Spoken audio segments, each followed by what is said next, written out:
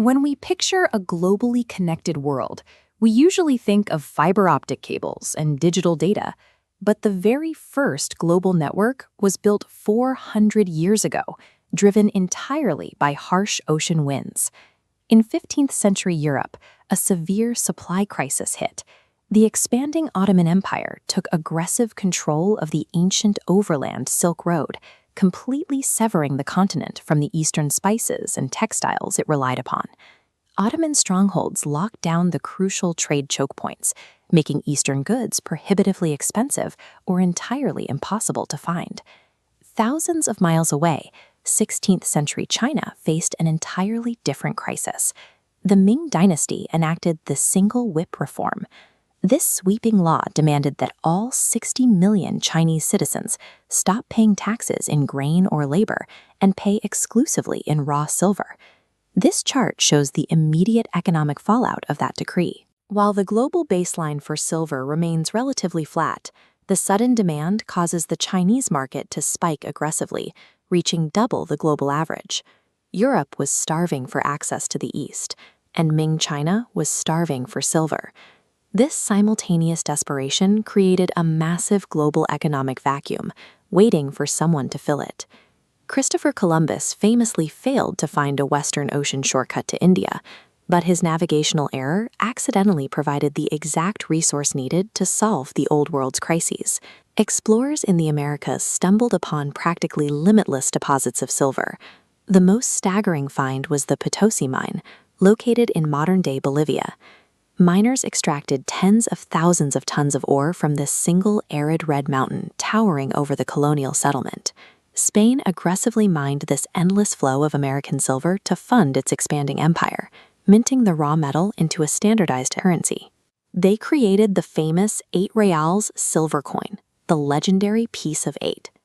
This sudden, massive influx of metal turned the New World into a global vault, ready to exploit China's desperate economic hunger.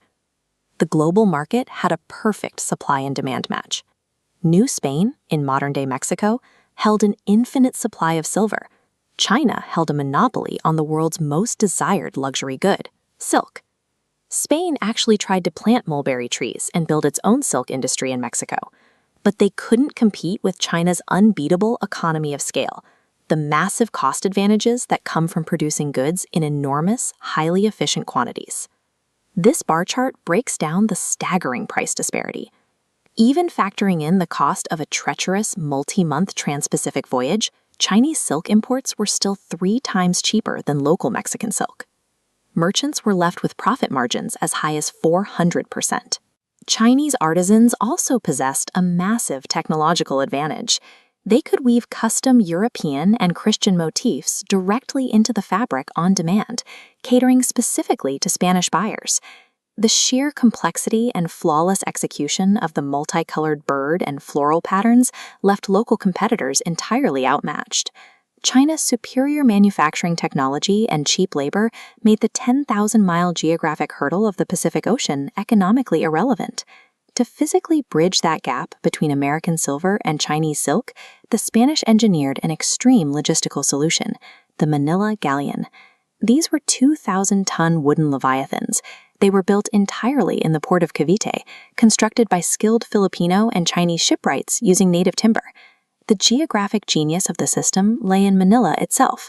It served as a secure colonial nexus where Chinese merchant junks could safely dock and exchange their cargo directly with the heavily armed Spanish galleons. Take a look at this map to see the scale of the trade loop. Silver traveled from the mines of Peru overland to Acapulco, then arced across the Pacific Void to the Philippines. The silk then made the return trip.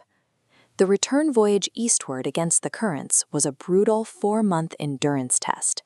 Crews routinely faced starvation, deadly storms, and scurvy.